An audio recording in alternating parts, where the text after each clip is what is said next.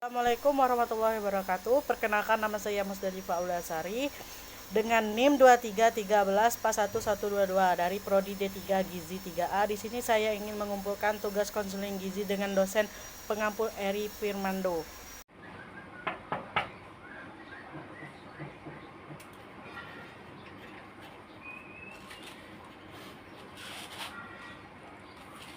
Assalamualaikum. Waalaikumsalam. Apa bisa saya bantu? Saya mau konsultasi. Ya, silakan duduk. Kasih.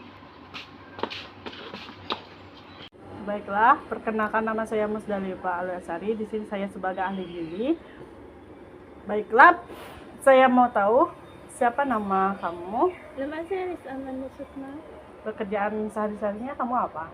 Saya sebagai nama saya Ris Amanda Sukma. Pekerjaan sehari-harinya kamu apa? Saya sebagai siswa. Baiklah. Hai, selamat datang. Bagaimana keadaan kamu sekarang? Saya agak capek. Terus teman-teman bilang saya ini kurusan banget. Oke, saya senang kamu mau cerita. Bisa saya lihat berat badan kamu berapa sekarang? Berat badan saya 38 kilo, tinggi 159 cm. Baik, berarti kalau kita hitung IMT kamu rendah. Tandanya kamu mengalami kurang gizi. Pernah dengar istilah itu? Kurang gizi? Maksudnya saya kurang makan? Tidak selalu soal makan sedikit, tapi bisa juga karena makanan yang dimakan tidak seimbang. Kurang gizi pada remaja artinya tubuhmu tidak mendapatkan energi, protein, dan zat gizi lainnya yang cukup untuk tumbuh optimal. Jadi itu yang bikin saya gampang lelah ya? Betul, gejala lainnya misalnya berat kurus, pucat, gampang sakit, susah berkonsentrasi, bahkan bisa mengaruhi prestasi belajar. Baiklah.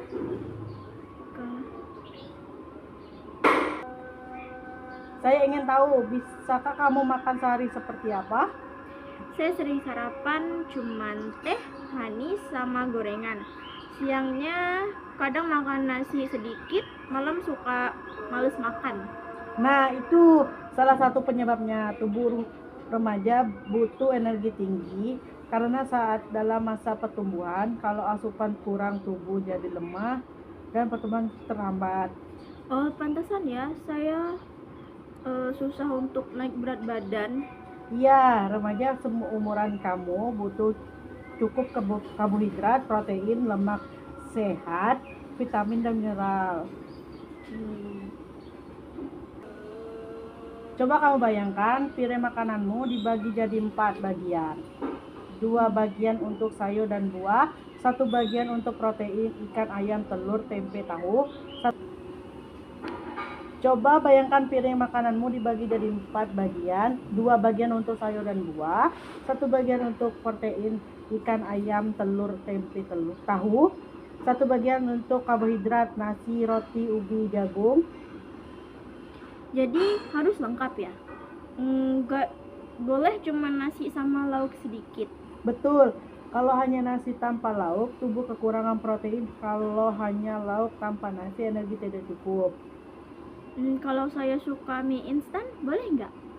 Sekali boleh, tapi jangan tiap hari. Mie instan rendah gizi, lebih baik makanan nasi dengan telur, sayur, dan buah. Baiklah. Supaya lebih jelas, saya kasih contoh. Sarapan nasi plus telur dadar, sayur, buah, dan susu. Snack paginya roti isi susu kedelai. Makan siangnya nasi plus ayam atau ikan, sayuran atau buah. Snack sorenya pisang atau ubi rebus. Makanan malam nasi, tahu, tempe, sayuran tumis. Wah, ternyata banyak ya. Saya biasanya cuma makan 2 kali sehari. Idealnya 3 kali makan utama dan 2 kali snack sehat. Itu membantu tubuh mendapat energi sepanjang hari. Membantu tubuh mendapatkan energi sepanjang hari. Kamu tahu protein itu penting sekali untuk membangun otot, hormon, dan menjaga daya tahan tubuh. Sumbernya banyak ikan, ayam, telur, susu, tempe, dan kacang-kacangan. Saya jarang makan ikan karena malas dengan durinya. Bisa pilih ikan yang filet atau telur dan ayam sebagai pengganti yang penting valisasinya. Selain makan, ada kebiasaan yang perlu dihindari, misalnya sering melewatkan sarapan, minuman manis berlebihan, atau jajanan sembarangan. Saya emang sering minuman boba kak yang dijual itu. Nah, minuman itu tinggi gula, tapi rendah gizi. Boleh sekali, tapi jangan jadi kebiasaan.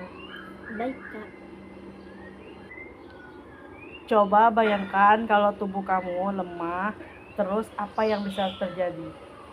Saya nggak bisa konsentrasi belajar dan susah ikut olahraga. Tepat sekali. Kalau kurang di gizi, biarkan pertumbuhan bisa terlambat, risiko sakit tinggi, dan prestasi sekolah menurun. Padahal remaja seperti kamu butuh energi untuk belajar, berolahraga, dan berkarya. Jadi sebenarnya ini penting banget ya, bukan cuma soal gemuk atau kurus. Betul, gizi seimbang itu kunci kesehatan jangka panjang.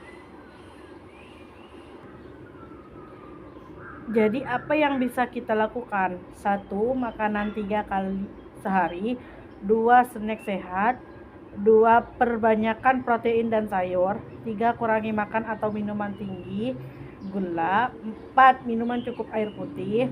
5. Tidur cukup dan olahraga ringan. Sepertinya saya harus mulai dengan sarapan dulu deh. Bagus, sarapan itu awal yang penting. Bahkan kalau sederhana seperti roti isi telur dan buah itu sudah sangat baik. Oke, nanti saya coba. Ingat, perubahan tidak harus langsung banyak lakukan, sedikit demi sedikit tapi konsisten. Tidak. Oke, dapat saya simpulkan, kamu mengalami kurang gizi karena asupan makanan belum seimbang.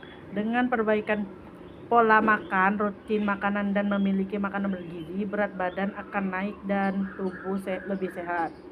Baik kak, saya jadi lebih paham. Terima kasih sudah menjelaskan. Sama-sama, saya percaya kalau kamu konsisten, beberapa bulan lagi kondisi kamu akan lebih baik. Jika jadwalnya evaluasi lagi ya. Siap kak.